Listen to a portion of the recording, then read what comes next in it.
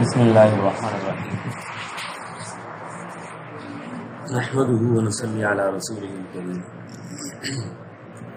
اما بعد فاعوذ بالله من الشيطان الرجيم بسم الله الرحمن الرحيم ومن احسن قولا ممن دعا الى الله وعمل صالحا وقال انني من المسلمين صدق الله العظيم. میرے محترم عزیزو دوستو اور بزرگوں،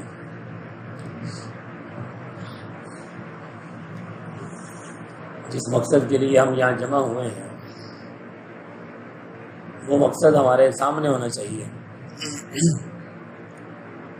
اس مقصد کا استحضار بھی ہو. ہم کس مقصد کے لیے جمع ہو رہے ہیں؟ ہفتہ وار جمع ہونا ہے ہمارا، یا ہفتے میں کئی دفعہ ہم جمع ہوتے ہیں. ہر کام کا کوئی نہ کوئی مقصد ہوتا ہے. مقصد کے بغیر اگر آنا جانا ہو رہا ہے تو پھر وہ آنا جانا ہی ہے، بس کوئی فائدہ نہیں ہے. اگر مقصد سامنے ہوگا تو پھر انشاءاللہ ہم اپنی صلاحیتوں کو جو لگائیں گے اس سے بھی فائدہ ہو رہا ہوگا، جو مال لگا رہے ہوں گے مال اس سے بھی فائدہ ہو رہا ہوگا، جو جان لگ رہی ہے اس سے بھی فائدہ ہوگا. مقصد کیا ہو؟ مقصد کہ ساری کی ساری انسانیت ہدایت پر آ جائے. ایسی محنت ہو جس سے سارے کے سارے کافر جو ہیں وہ مسلمان ہو کر جنت میں جانے والے بن جائیں. اور اس کے لحاظ سے پھر محنت ہو، اس کے لحاظ سے گشتیں ہوں، اس کے لحاظ سے ملاقاتیں ہوں، اس کے لحاظ سے ہمارا بیٹھنا ہو. فکر کے بڑے اثرات ہوتے ہیں. جیسی فکر ہوگی ویسے اثرات ہوں گے. اس لیے ہم اپنی نیتوں کو، جس طرح کہتے ہیں نا کہ عمل کے شروع میں بھی بندہ نیت کو دیکھے، میں یہ عمل کس کے لیے کر رہا ہوں. عمل کے درمیان میں بھی دیکھے، عمل کے آخر میں بھی دیکھے. عمل کو اللہ کے لیے کرنا، اور جو اپنی صلاحیتیں لگا رہے ہیں، جو اپنی جان لگا رہے ہیں، مال لگا رہے ہیں، اس میں لوگوں سے کچھ نہیں امید ہو، صرف اور صرف اللہ سے امید ہو. اور پھر انشاءاللہ دن بدن محنت بھلے تھوڑی ہی ہو، اس کے انشاءاللہ فوائد ہمیں نظر آئیں گے. یا فوائد نظر نہ بھی آئے تو انشاءاللہ اس کے اثرات اللہ پاک کو عالم میں ڈالیں گے. بارشیں کہاں ہوتی ہیں اور ہوائیں کہاں ٹھنڈی چلتی ہیں.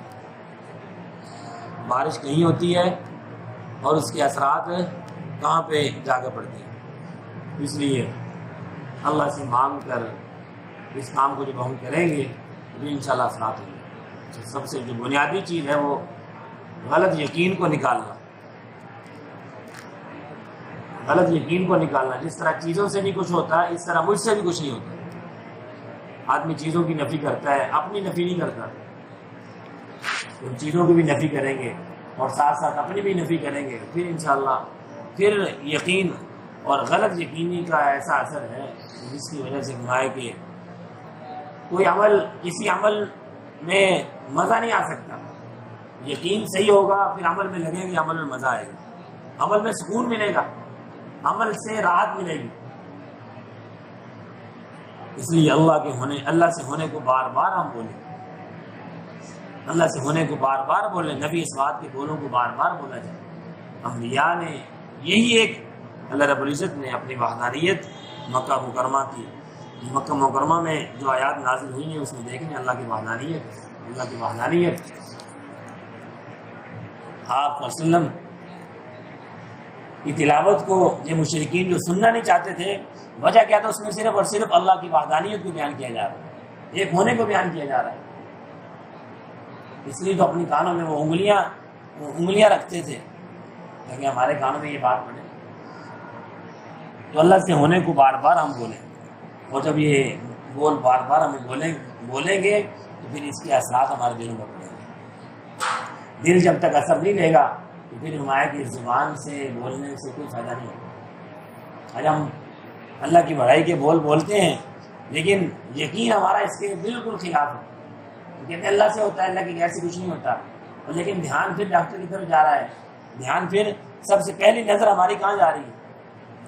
سب سے پہلی نظر ہماری کدھر جا رہی ہے؟ کوئی کام پڑ گیا، کوئی مشکل پڑ گئی، پہلی نظر ہماری کہاں پہ گئی؟ جی میں فلاں سے مل لوں پھر میرا مسئلہ حل ہو جائے گا. نہیں، میرے کام اللہ نے حل کرنے ہیں، میرے کام اللہ سے ہی حل ہوں گے. آج ہم اللہ سے بھی چیزیں مانگتے ہیں، اللہ سے اللہ کو نہیں مانگتے. اللہ میرا یہ مسئلہ ہے، ہاں مانگنی چاہیے، لیکن جب اللہ کو مانگیں گے پھر انشاءاللہ ہمارے مسائل حل ہونا شروع ہو جائیں گے. صحابہ اجمعین نے ایسی محنت کی کہ اللہ رب العزت نے سب کچھ ان کے تابع کر دیا، سب کچھ ان کے تابع کر دیا، سارا کا سارا نظام ان کے تابع کر دیا تھا اللہ نے، کیونکہ اللہ سے ان کا تعلق بن گیا تھا. تو بیچ میں دریا آڑے آ گیا یا کوئی بھی مشکل آ گئی، درندے آ گئے، پرندے آ گئے، لیکن اللہ سے تعلق ہے. اب پرندے بھی ان کی بات مان رہے ہیں، درندے بھی ان کی بات مان رہے ہیں، دریا ان کی بات مان رہا ہے، زمین ان کی بات مان رہی ہے، آسمان ان کی بات مان رہا ہے. غرضے کے سارا نظام ان کے تابع تھا، سارا نظام ان کے تابع تھا. وجہ کیا تھا کہ ان کے دلوں میں سب سے جو بنیادی محنت جو اللہ کے رسول صلی اللہ علیہ وسلم نے فرمائی وہ کیا تھی کہ غلط یقین نکل جائے، صحیح یقین آ جائے. صحابہ کے دلوں میں صحیح یقین راسخ، یعنی راسخ درجے کا ان کے دل میں پکا ہو گیا تھا. تو آج مجھے اور آپ کو بھی جو بنیادی چیز کی جو ضرورت ہے وہ کیا ہے؟ صحیح یقین ہمارے دلوں میں. اور یہی لا الہ الا اللہ سے مقصود ہے. اور محمد الرسول اللہ سنت زندگی سے ہمیں محبت ہے. خاص کر ہم تو تبلیغ والے ہیں، ہمارے ساتھ جو نسبتیں ہیں وہ تبلیغ کی نسبت ہے. نسبت کی میں اور آپ قدر کریں. نسبت سے چیز کی قیمت بڑھ جاتی ہے، نسبت سے چیز کی قیمت گھٹ بھی جاتی ہے. ایک چیز کی نسبت مسجد کے ساتھ ہوگی، اس کی نسبت تو وہ اس کی قیمت بڑھ گئی. اور اسی چیز کی نسبت، اسی جیسی چیز کی نسبت مسجد سے باہر کسی جگہ کے ساتھ ہوگی، اس کی نسبت، اس کی قیمت کم ہوگی، اس کی قدر بھی کم ہوگی. قرآن کے ساتھ جس کی نسبت جڑ گئی، قرآن کے ساتھ جس کی نسبت ہو گئی، اس کی قیمت بڑھ گئی. اور اسی جیسی چیز کی، کپڑے کی قیمت قرآن کے ساتھ، یعنی قرآن کا غلاف بن گیا تو ہم غلاف کو کیا کرتے ہیں؟ چومتے ہیں. بھلے وہ تھوڑی قیمت کا کپڑا ہے اور ریشم کا لباس ہے، لیکن اس کی قیمت قرآن کے ساتھ یا اللہ کے گھر کے ساتھ نہیں ہے، اور اس کی وہ قیمت نہیں، اس کو کوئی چومے گا نہیں، وہ گرا ہوا اس کو نہیں اٹھائے گا. اس لیے ہمارے ساتھ جو نسبت ہے تبلیغ کی نسبت، اس کی میں اور آپ قدر کریں. میں بھی قدر کروں، آپ بھی قدر کریں. اس کی قدر کیا ہے کہ میں اپنی صلاحیتوں کو اس دین پر لگاؤں، میں اپنے جان کو، اپنے مال کو اس دین پر لگاؤں. اور رسول اللہ صلی اللہ علیہ وسلم کی ایک ایک سنت کی اہمیت میرے دل میں. اگر ہم تبلیغ والوں کے دل میں بھی سنت کی قیمت نہیں ہوگی تو پھر میرے معتبر باقی ہوتے اس کو کیا پتا، باقیوں کو کیا پتا. اور سنت ہماری زندگیوں میں ہوگی، اس کے اثرات پھر پورے عالم میں پڑیں گے، اس کے اثرات پورے عالم میں پڑیں گے. اور رسول اللہ صلی اللہ علیہ وسلم کی ایک جو سنت ہے، ایک ادا اللہ رب العزت نے اس کو محفوظ کروائے تاکہ امت اپنائے. پہلے کسی نبی کی زندگی کو اللہ رب العزت نے محفوظ نہیں کروایا، کیونکہ وہ آخری نہیں تھے، آپ آخری تھے. اور قیامت تک کے لیے انسانیت کا سلسلہ، اور اللہ رب العزت نے اس لیے اپنے نبی صلی اللہ علیہ وسلم کی ایک ادا کو محفوظ کروایا تاکہ امت اپنائے. اس لیے ہمیں ضرورت ہے، صرف اور صرف ظاہری اپنا حلیہ بنانے سے آدمی مسلمان نہیں بن جاتا کہ ٹوپی داڑھی اور تو سنت کے لباس، سنت کے مطابق لباس پہن لیا، نہیں. اب بلکہ رسول اللہ صلی اللہ علیہ وسلم کی جو ایک ایک سنت، میں گھر میں ہوں تو گھر میں کس طرح مجھے رہنا چاہیے، میں بازار میں ہوں تو بازار میں مجھے کس طرح رہنا چاہیے، میں محلے میں ہوں تو محلے میں میرا کردار کیا ہونا چاہیے. غرض ہے کہ میں جس شعبے میں ہوں، میں بازار میں ہوں تو بازار میں مجھے رسول اللہ صلی اللہ علیہ وسلم نے کیا حکم دیا، بازار میں مجھے کیا حکم دیا. جس طرح یعنی وہ فلانا تو یار وہ فلانا بات اب کہہ رہے تھے یار اس کا وقت لگاؤ، لیکن یار وہ اس طرح ہے. تو ہمارے مولوی جمیل صاحب رحمۃ اللہ علیہ تو بار بار تبلیغ کی بنیاد پر نہ رشتے کرو، نہ کاروبار کرو، نہ تبلیغ کی بنیاد پر رشتے کرو نہ کاروبار کرو، معاملہ کوئی بھی خراب ہوگا تو پھر زد کس پر آئے گی؟ تبلیغ پر آئے گی۔ زد کس پر آئے گی؟ چھری خربوزے پر گرے یا خربوزہ چھری پر گرے، کون کٹے گا؟ خربوزہ کٹے، اس لیے نمایا گیا۔ یعنی وجہ کیا ہے؟ اپنے آپ کو بنایا نہیں ہے، اپنے آپ کو رسول اللہ صلی اللہ علیہ وسلم کے طریقے کے مطابق، سنت کے مطابق ڈھالا نہیں ہے، اس لیے لا الہ الا اللہ کے مطابق بھی میری بھی زندگی ہو، آپ بھی نیت کریں انشاءاللہ، اور رسول اللہ صلی اللہ علیہ وسلم کی سنت پر میں بھی نیت کرتا ہوں کہ انشاءاللہ 100% اپنی زندگی کو ڈھالوں گا، آپ بھی نیت کریں انشاءاللہ۔ اور جب یقین بڑھیا ہوگا پھر نماز میں لطف آئے گا، نماز میں پھر کیا آئے گا؟ لطف آئے گا۔ اگر نماز میں لطف نہیں آ رہا، نماز میں اللہ کا دھیان نہیں آ رہا، اللہ کا خیال نہیں آ رہا، کھڑا میں یہاں ہوں اور پتہ ہی نہیں ہے میں کس کے سامنے کھڑا ہوں، تو سمجھو کہ ابھی یقین میں کیا ہے؟ لا الہ الا اللہ محمد الرسول اللہ، اس کے مطابق زندگی ہوگی، پھر نماز میں اس کو مزہ آئے گا۔ صحابہ اجمعین کی زندگیاں کیا تھی؟ لا الہ الا اللہ محمد رسول اللہ میں دھری ہوئی تھی، اس لیے تو ان کی رات بھر کیا 2 رکعتوں میں پوری نماز رات ختم ہوگی، سردیوں کی راتیں ختم ہوگی۔ اور عثمان رضی اللہ تعالیٰ عنہ میں کہ نیت باندھتے، اللہ اکبر کہتے اور پورا قرآن مکمل کر لیتے۔ اور کتنے صحابہ، امام ابو حنیفہ رحمۃ اللہ علیہ، ان صحابہ کے بعد تابعین کو دیکھ لیں، تبع تابعین کو دیکھ لیں، اور کتنے سارے آپ اولیاء اللہ کو دیکھ لیں، ان کی زندگیوں میں کیا تھا؟ ان کی زندگیوں میں لا الہ الا اللہ محمد رسول اللہ کے مطابق ان کی زندگیاں ڈھلی ہوئی تھی، اس لیے نمازوں میں ان کو کیا آتا تھا؟ لطف آتا تھا، نمازوں میں ان کو کیا آتا تھا؟ مزہ آتا تھا۔ اس لیے نماز بھی ہماری بنی ہوئی ہو، سنوری ہوئی ہو، جس کی نماز جاندار کہتے ہیں نا، اس کی زندگی شاندار۔ وجہ کیا ہے کہ نماز اگر بن گئی تو سمجھو کہ سارے کام اس کے بن گئے۔ اب اس کو کوئی پریشانی آئے گی، یہ پریشان ہوگا، یہ پریشانی ہوگا، کیونکہ اس کو پتہ ہے کہ نماز پڑھوں گا اللہ سے میں اپنا مسئلہ حل کروا لوں گا۔ اس لیے میں بھی نیت کروں، آپ بھی نیت کریں، انشاءاللہ نماز کو بھی اپنی کو ہم سنواریں گے، نماز کو بھی بڑھیا بنائیں گے، جاندار بنائیں گے، شاندار بنائیں گے، اور نمازوں کو ہم سیکھ کر پڑھیں گے۔ بغیر سیکھے گاڑی کوئی نہیں چلاتا، بغیر سیکھے موٹر سائیکل کوئی نہیں چلاتا، سائیکل کوئی نہیں چلاتا، چلاتا ہے کوئی؟ مشینری کوئی نہیں چلاتا۔